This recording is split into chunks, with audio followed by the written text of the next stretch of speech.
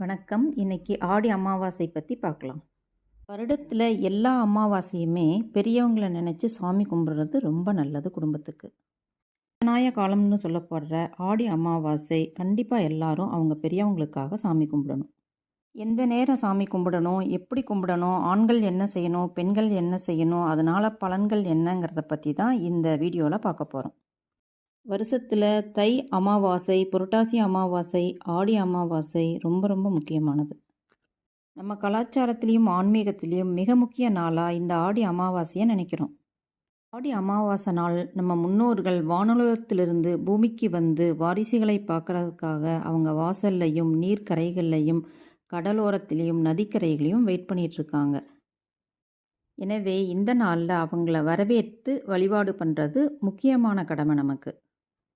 இறந்த முன்னோர்களுக்கு வழிபாடு செய்யும் இந்த ஆடி அமாவாசை வழிபாட்டை யாரும் மறக்காமல் தவற விடாமல் கண்டிப்பாக செய்யணும்.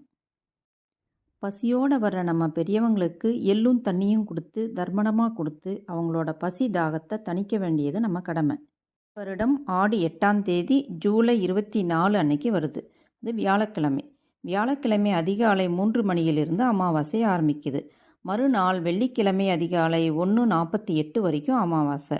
பார்த்தோம்னா வியாழக்கிழமை முழுவதும் அமாவாசையாக இருக்குது. காலம் மற்றும் யமகண்ட நேரத்தில் சாமி கும்பிடக்கூடாது. அதே மாதிரி சூரிய உதயத்துக்கு முன்னாடியும் கும்பிடக்கூடாது.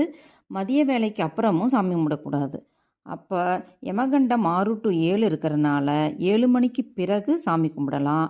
அதே மாதிரி மதியம் 1 to 3 ராகு காலம் இருக்கிறதுனால 1 மணிக்கு முன்னாடியே சாமி கும்பிட்டு முடிச்சிடணும். வீட்டில் படையல் போட்டு கும்பிட்றவங்களும் 1 மணிக்கு முன்னாடியே கும்பிட்டு முடிச்சிடுறது நல்லது. இந்த நாட்களில் பெண்கள் காலையில் குளித்து முடித்து சாமி படங்களை எல்லாம் சுத்தம் செய்து துளசி முடிஞ்சால் துளசி கிடைச்சா துளசி இலை வைத்து இல்லைன்னா மற்ற மலர்களை வைத்து சாமிக்கெல்லாம் அலங்காரம் செய்து பெரியவங்களோட ஃபோட்டோக்கு அலங்காரம் செய்து முதலில் முன்னோர்களை நினச்சி வழிபட வேண்டியது தான். குலதெய்வத்தை வழிபட வேண்டியதும் மிக முக்கியம். அதுக்கப்புறம் வேணால் மற்ற சாமிகளை கும்பிட்டுக்கலாம் இந்த ஆடி அமாவாசை அன்னைக்கு. பெண்கள் விரதம் இருக்க வேண்டிய அவசியம் இல்லை. ஏன்னா வயிற்றில் பசியோட பெரியவங்களுக்கு சமைக்கிறத பெரியவங்க விரும்புறதில்ல. தன் குழந்தைகள் சந்தோஷமாக இருக்கிறத மட்டுமே விரும்புகிறாங்க. ஆண்கள் அம்மா அப்பா இல்லாத ஆண்கள் அவங்களை வேண்டி விரதம் இருந்து இந்த நாள் சாமி கும்பிட்றது நல்லது. குறைந்தது 3 தலைமுறை அவர்களுடைய நம் முன்னோர்களின் பெயரை சொல்லி அவர்களிடம் ஆசி பெற வேண்டி தான் இந்த ஆடி அமாவாசை விரதம் இருக்காங்க.